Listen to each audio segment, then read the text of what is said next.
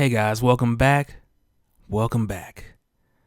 So now, I know y'all ain't think I was gonna let Batman just become a speedster and I ain't say nothing about it, right? But really, just from what I've seen so far from Dark Knight's Metal and the whole background of the Dark Multiverse, and even going back a little further to Dark Days Forge and Dark Days Casting, like I've been keeping my eye on it in the DCF just to see what's going on. But we're reading everything, especially Batman the Red Death, I'm real excited about getting more of a background of a lot of these new characters. Like Murder Machine, who's like a cyborg version of Batman. And if you think about it, you can actually imagine Bruce going through any of these situations and turning into one of these guys. Like the Devastator, for example, on his Earth where Superman died, Batman gets to experimenting with the Doomsday virus because he swore to himself the death of Superman would never happen again. So in making those precautions, he goes a little bit overboard. Or a lot of bit overboard.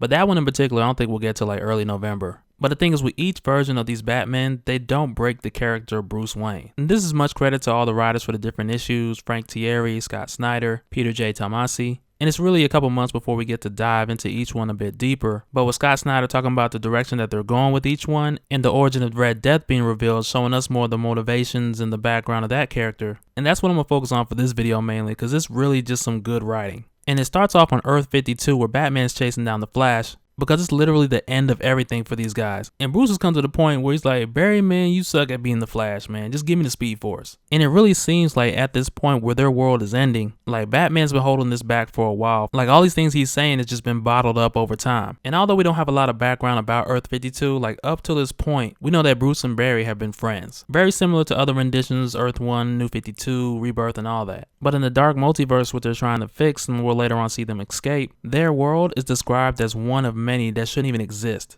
And I quote, "These are worlds that are doomed to rot apart and die because they're wrong at their core." And this multiverse is described as a whole, like every bad decision that could happen happened here in the Dark Multiverse. And so right now in this issue, we're mainly focusing on Earth 52 because that's where this takes place at. And when you put in perspective a character like Batman, who is always over-prepared, ready for anything, and even in this confrontation, Flash told him that you're the smartest guy I know. Like with those things considered, you can almost understand where this Batman snapped at. Because as calculated as he is, and even though he knows what to do in every situation, at the end of the day, he's just a man. And we consider somebody like Barry Allen who can tap into the Speed Force, Batman is like, yo, you're not using that right. And that's why he feels like he'll be much better suited with this power. And he feels like Barry is wasting one of, if not the greatest resource that is known to man, and that's the Speed Force. And we've seen other times in other Earths where Batman has talked against Barry doing time travel to try to save the people that he loves and alter events in his own favor. And on Earth 52, this may have very well been the same case.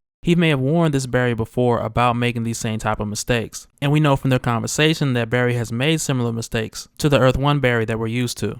But more or less, Earth 52 Batman is like, look, this power combined with my intellect and strategy is the safest bet for this world. Because in the Dark Multiverse, everything that could have gone wrong pretty much has. And that's why this Bruce, more than anything, feels like he has the responsibility to set things right. Because as just a man, he can only do so much. And at this point, he's lost all faith in Barry to just send him off to do it for him. And really his case in point is really proven time and time again with the fact that as just a man, he's able to take down so many different metas, including the fastest man alive, who can move and think faster than any normal human. But yet and still, Batman's able to face Barry, create a 3-second window, and take him down. And really, Barry's just one example because he has a solution to pretty much anybody that you can imagine. And for that reason, with that much care to thought, and that much attention to detail, and being that meticulous to planning, it kind of makes you think like, well, okay, well, this guy was the Flash. How much more could he do or accomplish being able to tap into the Speed Force? And so now there's that side of it, just thinking of what he's capable of doing. But on the other side of that same coin, you got to realize what he's capable of doing.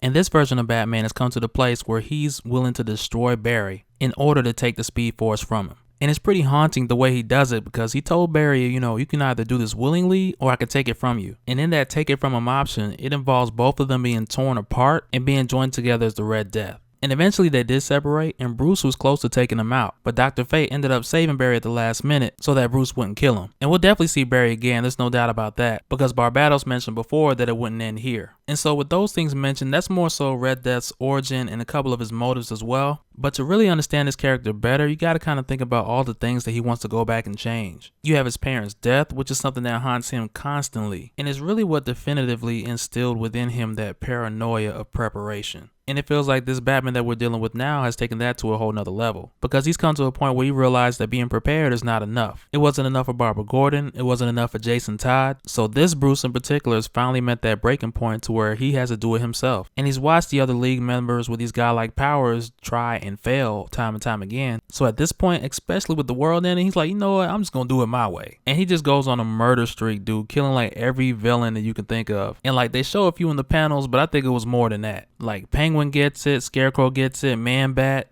just to name a few. But aside from that, man, just look at the how the bats come out when he runs. Like instead of lightning, it's all bats, kind of like Dracula Untold. And this story kind of reminds me of that movie too, because you have your good guy who does the unspeakable in order to achieve the power to save the people he loves. But at one point when he hears a voice calling out to him, telling him that this world is finna end and there's another one that's not, he's like, well, okay, well, let me hear more about this, go on. And you can just tell by seeing part of the face that this is the Batman who laughs. And when he tells Red Death that same concept that the Joker often reiterates, talking about we're just one bad day away from becoming something completely different. And he uses Red Death as that example of one bad day being enough to kill a world. But when this is done and we have 7 of these guys, one bad week can kill a multiverse. And I don't know about you guys, but I can't wait to see all this come together. But that'll do it for this one, guys. Like I said, I just wanted to talk about the character and his origin, his motivations. And I'll do more talk about the rest of these characters and the team as they come out. And the issues are spread out quite a bit, so I'm not sure if I'll just kind of do them as they release or I'll just wait to the end. Best bet is just follow me on Twitter, because that's the outlet I use to kind of give you guys a heads up. But aside from that, let me know you guys' thoughts in the comments. I know it's been a minute since I've done anything DC, but these stories have been just so good, I couldn't help it. I couldn't resist. But like I said, let me know your thoughts in the comments below. If you're new to the channel, go ahead and hit that sub button so you can catch every spill every week. I got links up so you guys can check out my other videos, and I will catch you guys on the next one. All right, later.